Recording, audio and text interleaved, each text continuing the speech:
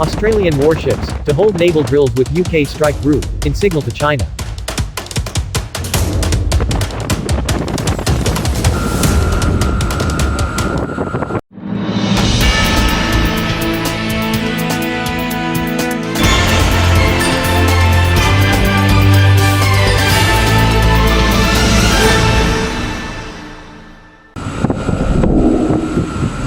Australian warships will join the UK naval in military exercises to be held in the Asia-Pacific in a show of force to China, reports say. 2 Royal Australian Navy frigates will join the British strike group, including the new aircraft carrier HMS Queen Elizabeth, in drills through the South China Sea within weeks, the Sydney Morning Herald reports.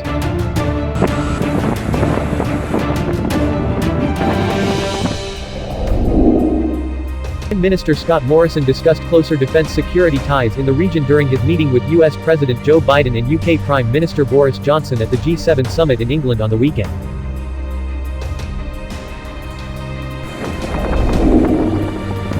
In the South China Sea, China's sweeping territorial planes have clashed with those of its neighbors, which accuse Beijing of militarizing one of the world's busiest sea lanes. 9.com.au has contacted the Defense Department for further details. China figured largely in the G7 summit agenda, and the resulting pledges on action to tackle Beijing's growing influence is a win for Australia, 9 News political editor Chris Ullman says.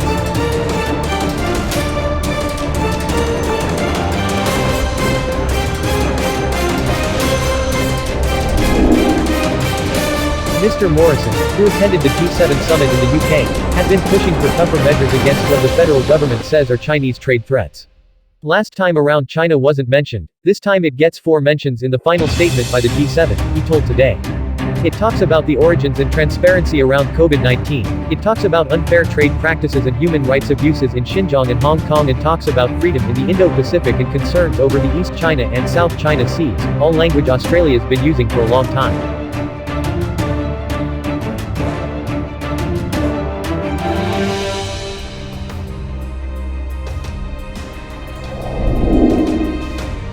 China imposed trade sanctions against Australian exporters after relations between Beijing and Canberra plummeted over the last year.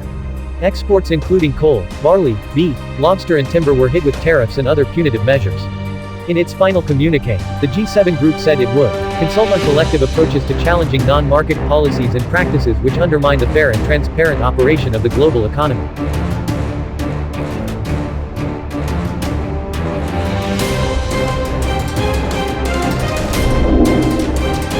The leaders also said they would promote their values by calling on China to respect human rights and fundamental freedoms in Xinjiang, where Beijing is accused of committing serious human rights abuses against the Uyghur minority, and in the semi-autonomous city of Hong Kong. During their 3-day summit in southwest England, the G7 leaders also sought to convey that the club of wealthy democracies, Canada, France, Germany, Italy, Japan, the UK and the US, is a better friend to poorer nations than authoritarian rivals such as China.